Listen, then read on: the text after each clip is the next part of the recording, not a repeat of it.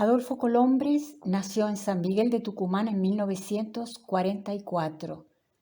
Con solo 22 años, obtiene un premio por su novela Siete para la Eternidad. Desde su juventud, emprendió viajes que inicialmente se ciñeron a la zona andina de su nacimiento para proyectarse hacia distintos continentes a lo largo del tiempo. En 1970 se edita su primer libro en Buenos Aires, un volumen de ensayos titulado Tierra de la Paradoja. En diciembre de ese mismo año inicia su primer viaje a África, continente que visitará en reiteradas oportunidades. Este arriesgado y mítico trayecto por más de 10 países sienta las bases de futuras investigaciones antropológicas. En 1976 parte hacia el exilio, cercado por la situación política nacional. Viaja a México, Guatemala, Panamá, Ecuador, Colombia y Venezuela. Es autor de una obra ensayística de carácter antropológico y de más de 20 novelas que fueron publicadas en nuestro país y en el exterior. Entre ellas, Caraí el héroe, de 1988, se destaca por su estilo rabelesiano y su humor irreverente.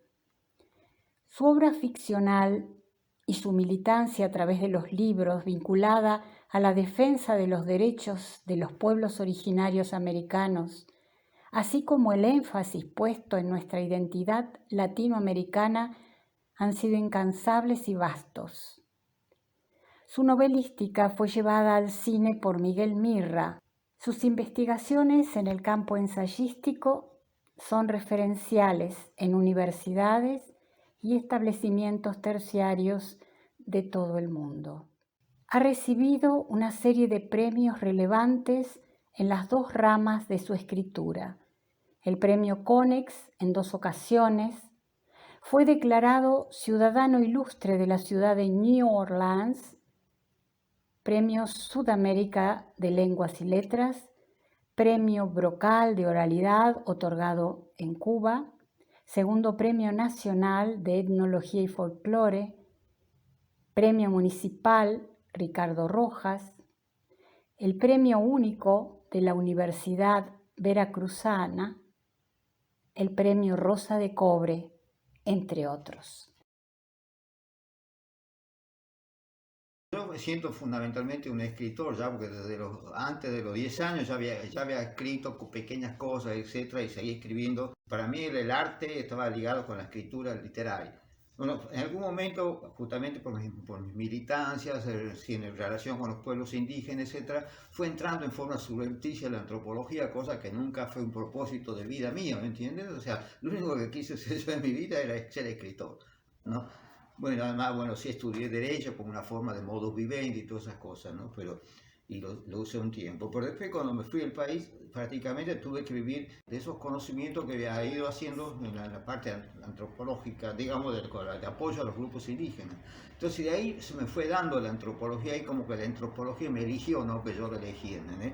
E incluso empezó a ocupar un lugar destacado, porque de alguna manera empezó desplazado por el éxito que tuvieron muchos de los ensayos míos. Entonces, ¿qué pasa? Yo creo que en los últimos tiempos, ¿no? Y sobre todo con la última tetralogía que hice, ¿no? Muy bien editada por Coligüe, Poética de lo Sagrado, Los bajos fondos del arte, El resplandor de lo maravilloso y Imaginario del paraíso, ¿no? Son 4 libros que parece que fuera una colección, pero yo creo que ahí logro sincerar o conjugar, digamos, cosas que antes eran dispersas. Antes había escrito, claro, muchos ensayos muy prácticos, así, de relación con la antropología. Pero después, en estos últimos, yo creo que como que entra ya como una fórmula, yo diría que de la sabiduría, ¿no? No mía, sino en general, que avance hacia la sabiduría y avance hacia lo universal, diríamos, verdaderamente universal de la historia humana. Y entonces, pero me he dado cuenta además que los ensayos, por lo general, suelen descuidar el aspecto de la escritura. Que yo creo que la sabiduría necesita 3 dimensiones, ¿no? Una, la filosofía que te da la dimensión de profundidad.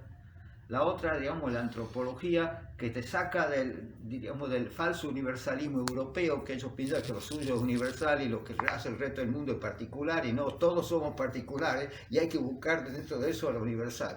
Entonces la antropología es lo que te permite acceder a esa diversidad, ¿no es cierto?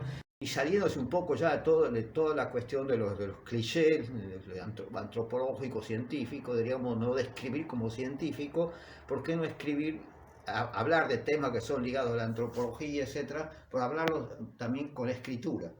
Y creo que así es una fórmula que estoy encantado con esa fórmula, que yo diría que es una fórmula de cierre. Después de esto y de todo lo que ya escribí, ya no sé qué más puede ser, ¿entiendes?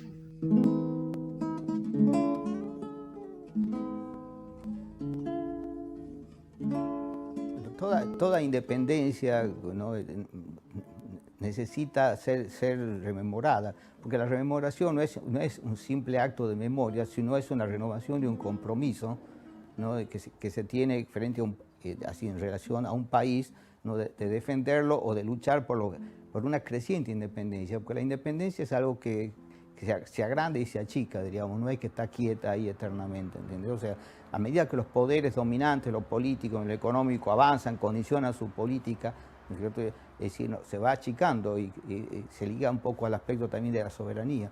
Y cuando de alguna manera vamos recuperando espacios de libertad, así como, por ejemplo, el caso frente al FMI, etcétera, que nos condicionaba toda política económica, librarnos del FMI posibilitó una serie de políticas sociales, etcétera, que han ganado que el poder de decisión estuviera más adentro que afuera, ¿entiendes?